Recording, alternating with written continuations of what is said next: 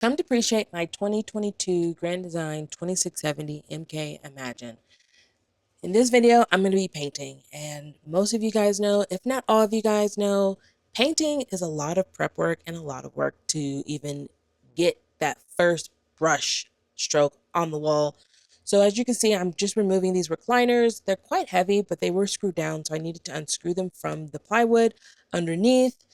Move those out of the way, then I can sweep and clean. And I did some drywall patch repairs because I had some curtain balances around the windows, and I'm not going to put those back, so I just wanted it to be a smooth wall for when I put the curtains up that I'm going to be using. Once those are done, I needed to use some TSP cleaner. It's a degreaser to cut through the grease and just to wipe down the walls so that the paint and primer will stay on the wall and adhere very well. I do have dogs. I do live in this camper full time, so I wanted to put up a barrier because my dogs are super nosy and I just didn't want them in the way. The product that I used was a Valspar Ultra Eggshell, and the color was an ultra white, so it was very white.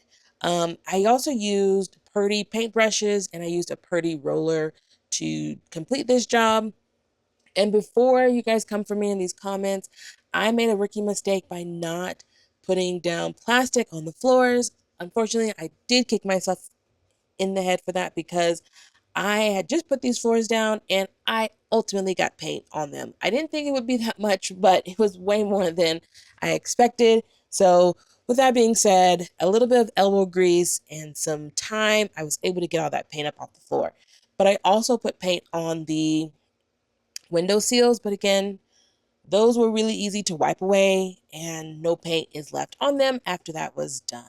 I'm just going to go back here and fill in the hollow spots that I have empty that the roller couldn't necessarily get to because it was a little bit too big for those areas. And I wanted to make sure that the trim was all covered and this side of the wall was covered. So I wanted full coverage on this wall just to make sure that nothing was peeking through. Now, I wanted to paint because I wanted this home to feel like homey. I've been living in this camper for 4 years now. It's been browns and grays for the last 4 years. So I wanted something bright, light, airy, and just to make the space feel larger, which I think I'm accomplishing that by just painting. Um, it took some time and effort to really paint, but I ultimately am going to be doing that. I also have some more renovations in mind, but the main one is, what do you guys think of that light fixture? I'm thinking of replacing it to something different, and I was just getting your thoughts on it to see what you guys liked about it, what you guys don't like about it, just to see what suggestions you guys have.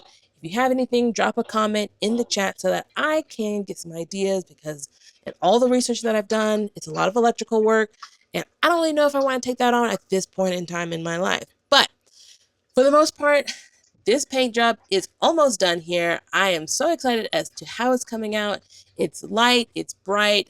I did do like 3 coats of paint on this wall because there were some hollow spots that I could still see the drywall coming through, and I didn't want any brown to show through on these white walls. So I went and did several coats on this. It took me like 6 hours to paint this area, which is ridiculously crazy.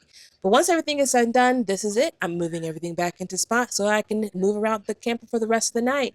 Stay tuned for